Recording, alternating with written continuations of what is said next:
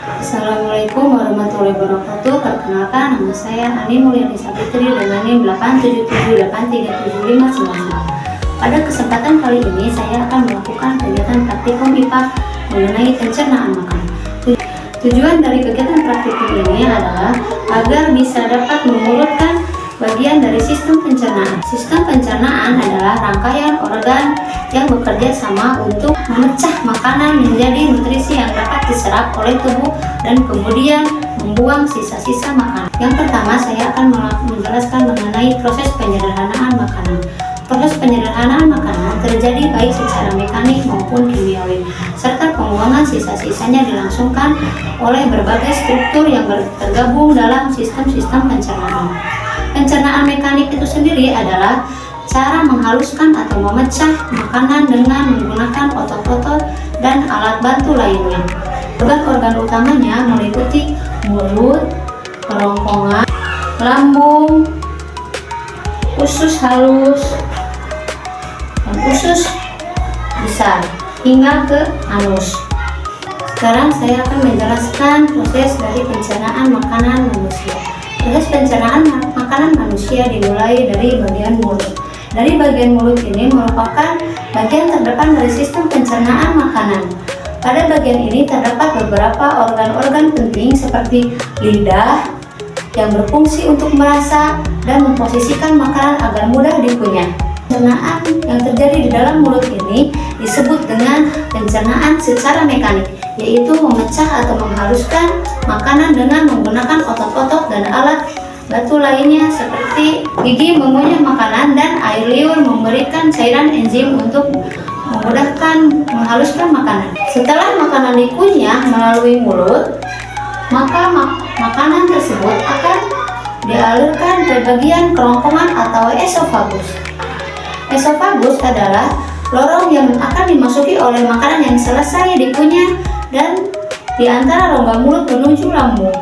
Tugas dari esofagus adalah menggerakkan otot periastistik, membantu mendorong makanan yang sudah dikunyah ke dalam lambung secara perlahan. Lambung ini memiliki fungsi yang penting dalam sistem pencernaan. Salah satunya adalah untuk menghasilkan asam klorida yang akan membasmi semua mikroorganisme yang ada pada makanan.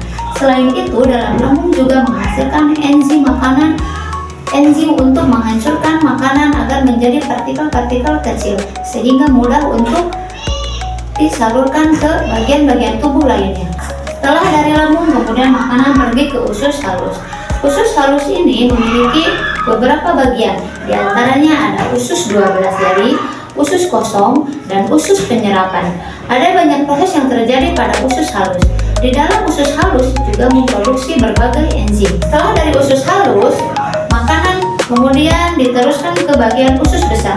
Usus besar adalah tempat sisa makanan yang kemudian berada nantinya akan dibusukkan, yang akan kemudian dibusukkan menggunakan bakteri E. coli sehingga bisa menjadi kotoran yang kemudian akan dibuang melalui anus, yaitu dalam berbentuk feses.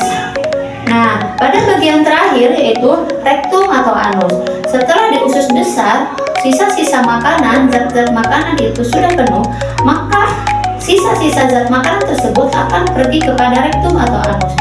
Rektum ini berada di bagian ujung usus besar, yang merupakan jalur akan dilalui kotoran menuju ke tempat pembuangan terakhirnya, yaitu anus.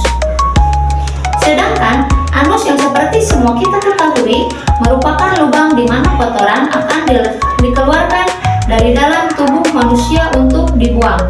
Dari kegiatan praktikum ini, maka dapat saya simpulkan bahwa sistem pencernaan manusia berupa sistem proses yang membantu manusia dalam mencerna makanan dan minuman yang dikonsumsi menjadi zat-zat yang lebih mudah dicerna oleh tubuh dan diambil bagian-bagian kandungan yang penting yang bermanfaat untuk organ-organ tubuh. Hal ini terjadi karena adanya proses penyerapan makanan dan penyerapan nutrisi dari sari makanan yang memecah volume makanan kompleks menjadi volume makanan yang lebih sederhana sehingga mudah dicerna oleh tubuh. Demikian kegiatan praktikum saya kali ini. Assalamualaikum warahmatullahi wabarakatuh.